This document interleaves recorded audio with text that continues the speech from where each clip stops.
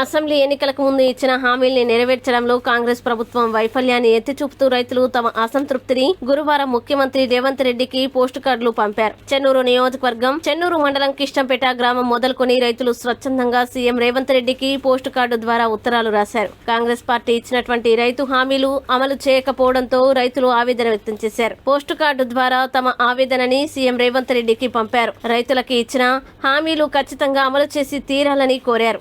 లేని పక్షంలో వచ్చే పార్లమెంట్ ఎన్నికల్లో ఓటు ద్వారా గుణపాఠం చెప్తామని రైతులు హెచ్చరించారు. వరి పంటకి 500 రూపాయల బోనస్, రైతు బీమా కవరేజీని 10,000 రూపాయల నుంచి 15,000 రూపాయలు పెంపు, కౌలు రైతుకు 12,000 రూపాయలు కేటాయింపు, 2 లక్షల రూపాయల సమగ్ర వ్యవసాయ రుణమాఫీ, 25,000 రూపాయలు పరిహారం ఇందులో ఉన్నాయి. ఎండిపోయిన పంటల వల్ల కలిగే నష్టాలకి ఈ హామీల్ని నెరవేర్చడంలో విఫలమైతే ఈ లోక్సభ ఎన్నికల్లో తీవ్ర పరిణామాలు ఎదుర్కోవాల్సి వస్తుందని రేవంత్ రెడ్డికి రాసిన లేఖల్లో రైతులు స్పష్టం చేశారు.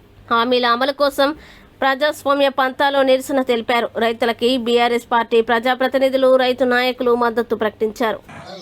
500 రూపాయల బోనస్ వెంటనే, 500 బోనస్ వెంటనే, ఎన్నికల్లో ఇచ్చిన హామీలను వెంటనే, రైతుకు ఎన్నికల్లో ఇచ్చిన హామీలను వెంటనే, క్వింటాలకు 500 బోనస్ వెంటనే, రుణమాఫీని వెంటనే, 2 లక్షల రూపాయల రుణమాఫీని వెంటనే, రేవంత్ రెడ్డి రుణమాఫీని 2 లక్షల రుణమాఫీని వెంటనే,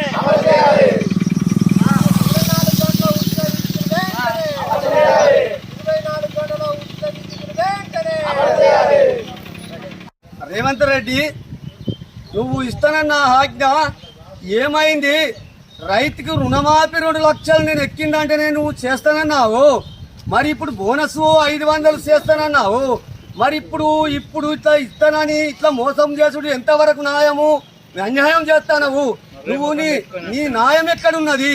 నువ్వు ఎంతవరకు ఇట్లా రైతులని న్యాయం చేస్తావు? ఇప్పుడు ఒక్కడొక్కడు మా దగ్గరికి వచ్చి బ్యాంక్ వాళ్ళు వచ్చి మమ్మల్ని ఇబ్బంది పెడుతున్నారు. మా ఇల్లు దగ్గరేస్తానంటారు. నువ్వు ఇస్తానన్న ఆజ్ఞ ఏదయ్యా? నువ్వు చేస్తానన్న పని నువ్వు ఎన్నో ఆజ్ఞలు చేసినావు, అవధానాలు ఇచ్చినావు.